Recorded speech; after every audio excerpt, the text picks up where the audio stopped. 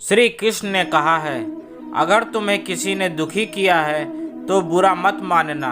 लोग उसी पेड़ पर पत्थर मारते हैं जिस पेड़ पर ज़्यादा मीठे फल होते हैं। अहंकार करने पर इंसान की प्रतिष्ठा, वंश, वैभव तीनों ही चले जाते हैं। विश्वास ना हो तो रावण, कौरव और कंस का अंत देख लो। कृष्ण कहते हैं, जैसे प्राणी अपने पुराने कपड़ों उतार कर फेंक देता है, नए को धारण करता है, उसी प्रकार यह आत्मा पुराने शरीर से त्याग करके नया शरीर प्राप्त करती है। मंजिलें मुझे छोड़ गईं, रास्तों ने संभाल लिया, जा जिंदगी तेरी ज़रूरत नहीं, कृष्ण ने मुझे संभाल लिया।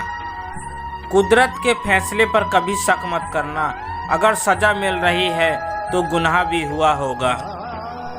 जब हम स्वयं जीवन के शिल्पकार हैं तो चलो हम अपनी मुश्किलें को हराते हैं, जीवन में मुस्कुराते हैं।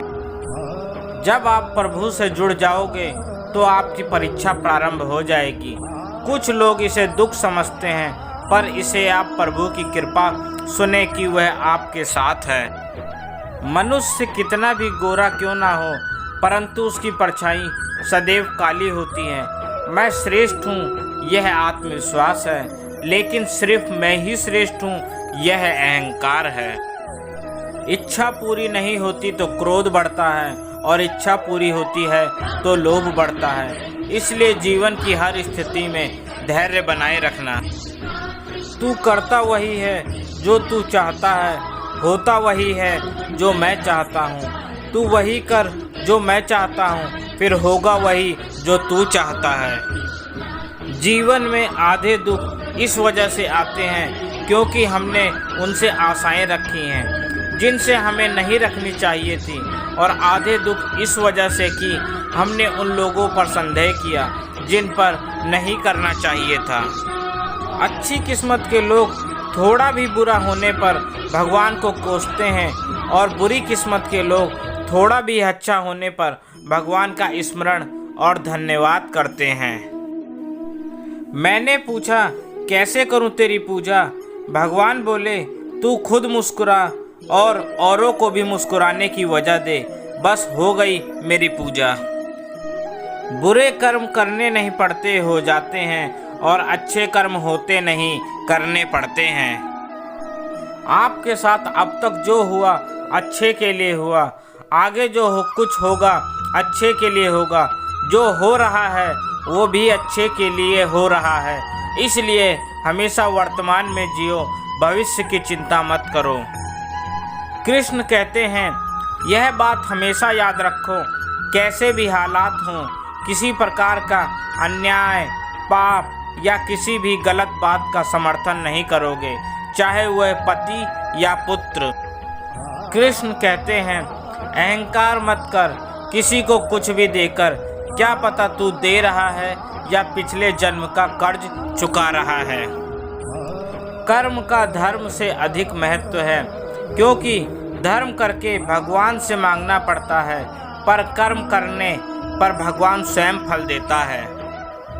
जो एक गुना माफ़ ना करे वो है न्यायाधीश, जिसकी शरण में जाने से हजारों गुनाह माफ़ कर दे वो है द्वारकाधीश। जय श्री कृष्ण। दुनिया के सबसे ज़्यादा सपने इसी बात पर तोड़े हैं, क्या कहेंगे लोग। जिंदगी में अच्छे लोगों की तलाश मत करो, खुद अच्छे बन जाओ, आपसे मिलकर किसी की तलाश पूरी हो जाए। याद रखना, अगर बुरे लोग समझने से समझ जाते तो बांसुरी बजाने वाला कभी महाभारत होने नहीं देता। कृष्ण कहते हैं, जब जब संसार में धर्म की हानि होगी, अधर्म की विजय, तब तब मैं इस पृथ्वी पर अवतार लूँगा।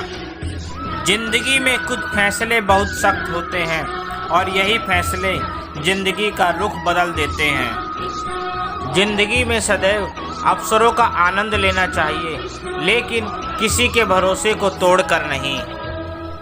खाली हाथ आए, खाली हाथ वापस चले जाओगे।